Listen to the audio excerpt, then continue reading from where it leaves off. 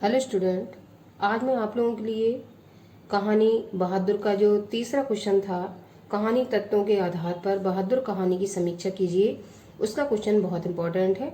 और ये कई सारे सन में 16, 14, 13, 11, 10, 9, 8, 7, 6 में पूछा गया प्रश्न है। और हिंदी में आपकी मैं 3 कहानियाँ जो थी उनकी आंसर राइटिंग भी करवा चुकी हूँ और उनका वाचन भी आप लोगों को मैं करवा चुकी हूँ। आज ये बहादुर कहानी का लास्ट क्वेश्चन है जिसमें समीक्षा कभी कभी इस कहानी से पूछी जाती है। इसलिए आइए आज समीक्षा पर प्रकाश डालते हैं, कैसे समीक्षा हमें लिखनी होती है। अगर एक कहानी की समीक्षा आपने तैयार कर ली तो आप अन्य कहानियों की समीक्षा भी इसी आधार पर अपने मन से तैयार कर सकते हैं। प्रश्न देखिए, कहानी आपकी 5 नंबर की आती है। जैसा कि आप लोगों को पता है, कहानी के तत्वों के आधार पर बहादुर कहानी की समीक्षा कीजिए। ये प्रश्न कई सारे सन में रिपीट हो चुका है।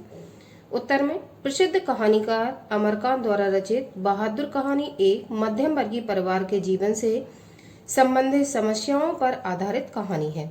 ये आप लोगों को पता है, कहानीकार का नाम आपको पता होना चाहिए और किस चीज को माध्यम बनाकर ये कहानी की राइटिंग की गई है। तो मध्यम वर्गीय परिवार में जो बहादुर नाम का लड़का है, उसके बचपन से लेके उसके जो युवावस्था है उस पर प्रकाश डाला गया है और उसके जीवन से जुड़ी समस्याओं को भी अवगत कराने का प्रयास किया गया है, जिससे पाठक का मन द्रवित हो जाता है उसको पढ़ने से। आगे देखिए, कहानी की समीक्षा इस प्रकार है। समीक्षा जब भी हम किसी कहानी की लिखते हैं तो समीक्षा का मतलब होता है पूरी कहानी में आपको उसकी गुणदोष को छांटना होता है। तो सबसे पहले समीक्षा जब लिखते हैं हम किसी कहानी की तो उसमें कथा वस्तु या कथानक पर प्रकाश डालते हैं। कथा वस्तु आप लोगों को पता है किसके ऊपर ये कहानी कही गई है। बहादुर 12-13 वर्ष का लड़का है। माँ की उपेक्षा और मार से खींचकर वह शहर भाग आता है। उसे मध्यम वर्गीय परिवार द्वारा नौकर के रूप में रख लिया जाता है। घर वालों द्वारा चोरी का आरोप लगाना उसे आघात पहुंचाता है। जिस घर में वो रहता था नौकर बनकर, उसी घर में कुछ टाइम बाद उस पर चोरी का आरोप लगा दिया जाता है। रिश्तेदारों के आने के बाद उसे आघात पहुंचाता है। इससे उसका मन बहुत दुखी होता है, जिसके कारण वह एक दिन बिना बताए घर से चला जाता है। कथा वस्तु की दृष्टि से बहादुर एक सफल कहानी है। तो स्टोरी आप पहले इसकी पढ़ चुकी, मैं तो कथा वस्तु इसकी और इस कहानी का उद्देश्य दोनों ही क्वेश्चन पढ़ा चुकी हूँ।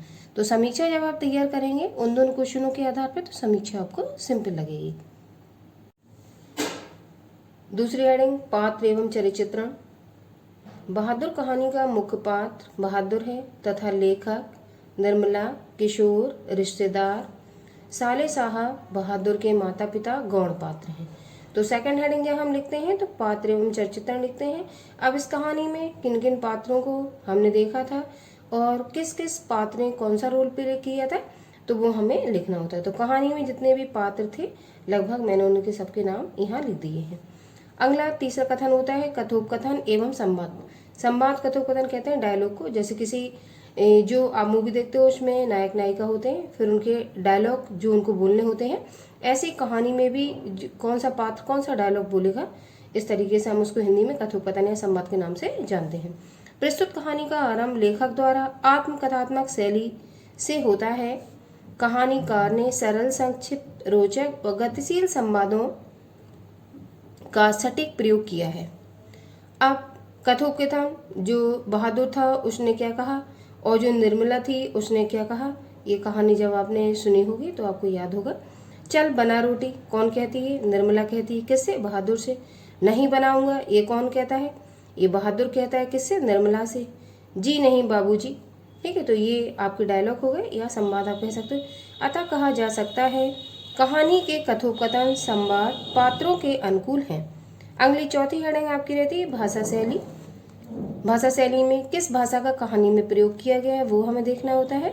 प्रस्तुत कहानी में अमरकांत ने सरल, स्वाभाविक एवं सामान्य बोलचाल की भाषा का प्रयोग किया है। तो ये आपकी भाषा शैली हो गई। अगली हेडिंग देशकाल एवं वातावरण। तो अगली चौथी हेडिंग देशकाल एवं वातावरण देखिए। कहानी में निम्न तथा मध्यम वर्गीय परिवार के लिए सजीव तथा स्वाभाविक वातावरण का चित्रण किया गया है। देशकाल एवं वातावरण, जैसे आप मूवी में देखते हो कि शूटिंग किस जगह होनी है, ऊटी में होनी है कि दार्जिलिंग में होनी है, ऐसी देशकाल और वातावरण का भी ध्यान रखा जाता है कि किस चीज को हमें कहानी में उभारना है। या किस देश काल से ये कहानी का, ठीक है, लिया गया है, जो भी टॉपिक है। कहानी में निम्न तथा मध्यम वर्गीय परिवार के लिए सजीव तथा स्वाभाविक वातावरण का चित्रण किया गया है। नौकर पर रौब जमाना, उसे गाली देना तथा बार बार मारपीट करना आदि घटनाओं ने पारिवारिक वातावरण को मार्मिक बना दिया है। मार्मिक मतलब दुखद। आगे अगली हेडिंग छठवीं जो डालते हैं वो उद्देश्य डालते हैं। उद्देश्य का क्वेश्चन मैं आपको करवा चुकी हूँ। तो कहानी का उद्देश्य क्या है? मध्यम वर्गीय समाज के मनोविज्ञान के वास्तविक चित्र को प्रदर्शित करता है। किस तरीके से मनोवैज्ञानिक रूप से जो बहादुर की मनोदशा है और जो जिस परिवार में वो रह रहा है उन लोगों की मनोदशा है उसके प्रति उसका वर्णन किया जाता है। उद्देश्य में देखिए, बहादुर कहानी उद्देश्य प्रधान कहानी है। यह कहानी निम्न तथा मध्यम वर्गीय समाज के मनोविज्ञान के वास्तविक चित्र को प्रदर्शित करती है। जो मन में भावनाएं चल रही हैं मध्यम वर्गीय परिवार में और जो नौकर है निम्न वर्गीय परिवार में, उनकी मनोदशा पर ये कटाक्ष व्यंग किया गया है। यह उद्देश्य कहानी का यह उद्देश्य बताना है लोगों को कि किस तरीके से ये मध्यम वर्गीय और निम्न वर्गीय लोगों के बीच में एक बड़ी खाई होती है जिससे विचारों का आदान प्रदान क्षमा नहीं हो सकता है। अगली हेडिंग शीर्षक टाइटल बहादुर ही क्यों रखा गया है। तो आइए देखते हैं। कहानी का बहादुर शीर्षक आकर्षक व मुख्य पात्र पर आधारित है। बहादुर कहानी का शीर्षक अत्यंत सरल, संक्षिप्त व रोचक है। इसको आप अंडरलाइन दे सकते हैं क्योंकि ये इम्पोर्टेंट है। अतः शीर्षक की दृष्टि से बहादुर कहानी एक सफल व सार्थक कहानी है। सफल व सार्थक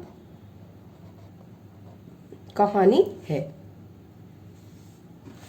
इस तरीके से आपके कहानी के जो बहादुर कहानी में 3 क्वेश्चन मुझे इम्पोर्टेंट लगे तो मैंने उन पर वीडियो आप लोगों के लिए लाए हुए हैं।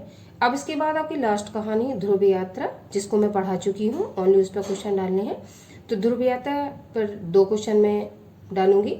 उसके बाद आपका कहानी का जो टॉपिक है 5 नंबर का फिनिश हो जाएगा और 100% जो क्वेश्चन मैंने आपको करवाने का प्रयास किया है उनसे आपके क्वेश्चन 5 नंबर के जरूर बोर्ड की परीक्षा में फंसेंगे।